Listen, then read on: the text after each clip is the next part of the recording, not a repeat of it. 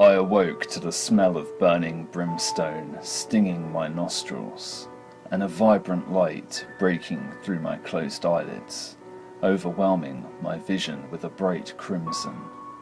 Attempting to reacquaint myself to my senses, I take a deep breath, which was difficult due to the searing heat of my current location.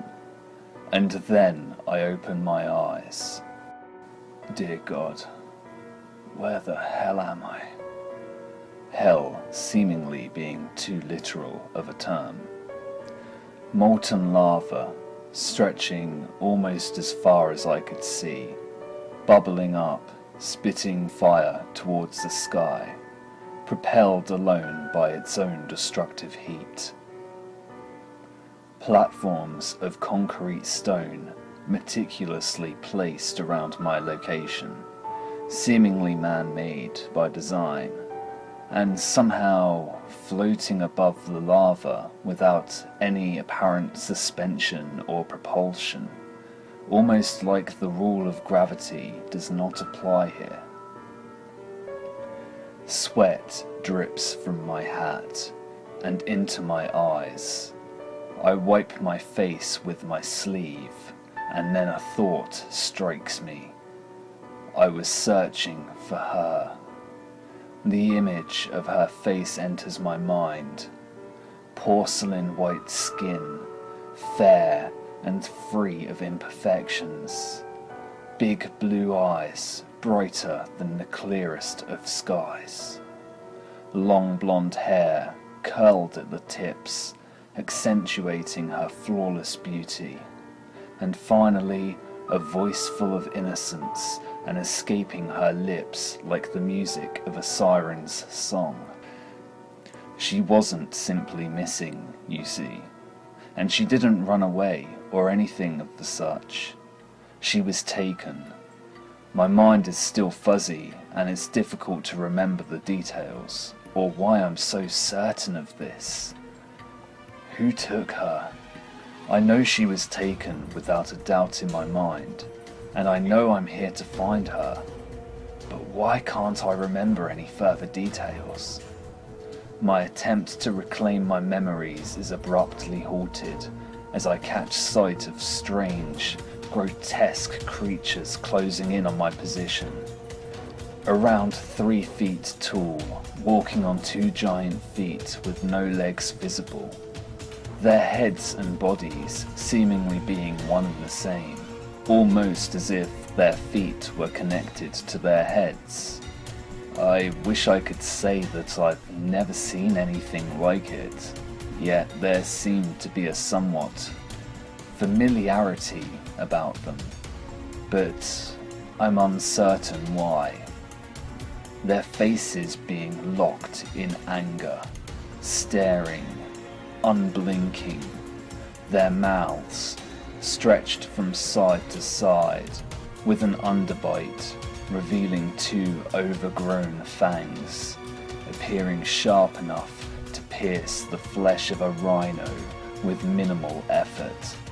Panicking, I frantically scan the area for a way to escape.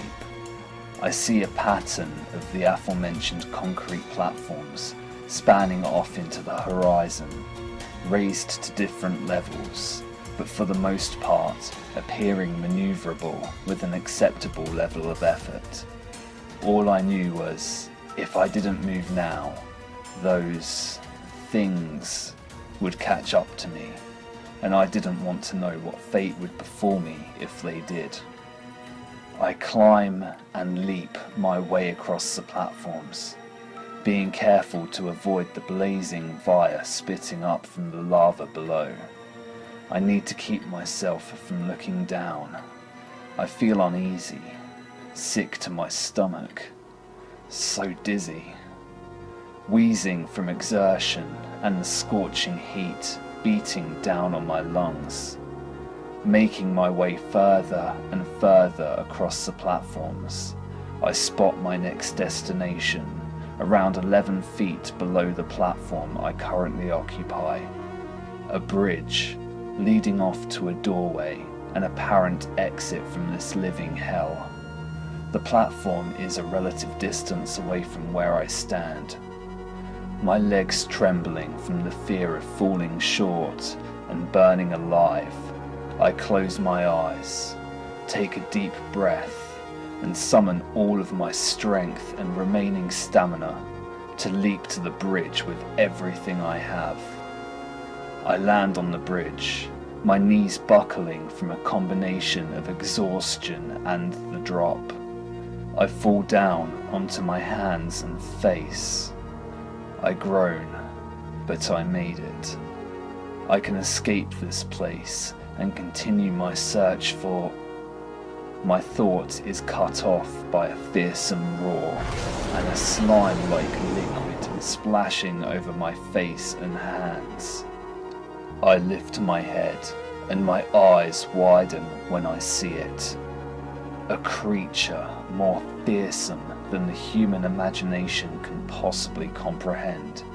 Its mouth alone as large as my entire torso, and lined with countless razor-sharp fangs, dripping with saliva, which I come to realize is what was thrown in my direction upon that first heart-stopping roar.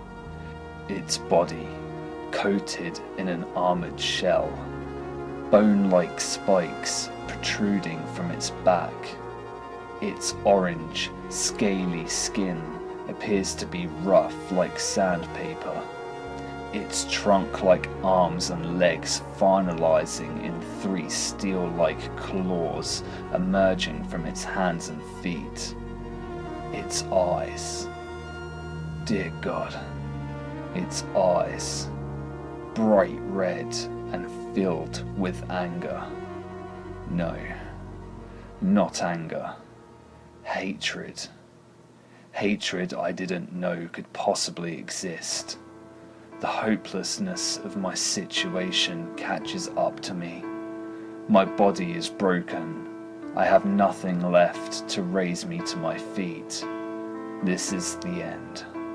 My final thought is of her, smiling so sweetly at me, as the monster inhales and releases waves of fire from its gaping jaw that engulf my body, searing the flesh from my bones.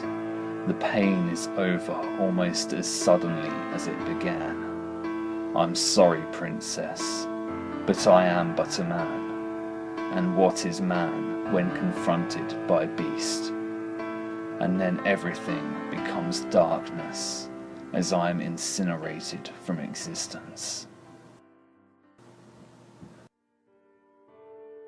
I awoke to the smell of burning brimstone stinging my nostrils, and a vibrant light breaking through my closed eyelids, overwhelming my vision with a bright crimson.